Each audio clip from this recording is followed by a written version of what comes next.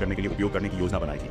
इसके बजाय उसने पाल सेट करने का फैसला किया। उसने विल्सन को कपड़े पहनाए चट्टान की दीवार में एक संदेश उकेरा और विल्सन को बेड़ा के धनुष से बांध दिया। वह उस पैकेज को भी साथ लाया जिसे उसने कभी नहीं खोला। वह आदमी आधिकारिक तौर पर बिना किसी डर के लहरों का सामना करते हुए निकल पड़ा, यहाँ तक कि विल्सन को उसके साथ तूफान का सामना करने के लिए प्रोत्साहित करना। जब लहरें नीचे गिरी तो उसने जल्दी से रस्सियों को खोल दिया और पाल को ऊपर उठाया। बेड़ा तूफान से बच गया। जब बारिश हुई तो उसने पानी और नारियल के गोले पकड़े और गर्व से विल्सन को वह मछली दिखाई जो उसने पकड़ी। लेकिन उस रात एक और तूफान आया और पाल को फाड़ दिया। उस आदमी ने विल्सन को कसकर पकड़ लिया। बेड़ा लक्ष्यहीन रूप से बह गया। जब वह उठा तो विल्सन समुद्र में बह गया था। वह तुरंत अंदर घुस गया और उसके पीछे तैर गया, लेकिन वह विल्सन की ओर जितना दूर तैरता गया वह बेड़ा से उतना ही दूर होता गया।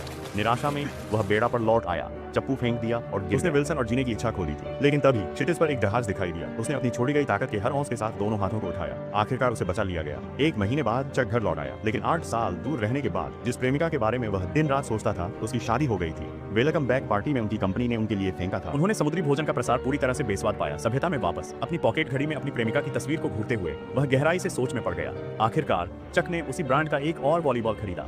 उसने वह पैकेज लिया जो समुद्र में 8 साल तक उसके साथ रहा था और लेबल पर दिए गए पते पर चला गया। उसने एक धन्यवाद नोट छोड़ा और धीरे धीरे चला गया। वह जो नहीं जानता था वह यह था कि अंदर ऑटो चार्जिंग क्षमताओं के साथ एक जलरोधक सौर ऊर्जा से चलने वाला सैटेलाइट फोन था। भाग्य ने वास्तव में उसके बचाव को उसके बगल में रखा था। शायद जीवन इसी तरह काम करता है, हमेशा पछतावा रहेगा। समय पर वितरित दैनिक मूवी अपडेट के लिए मुझे फॉलो करें।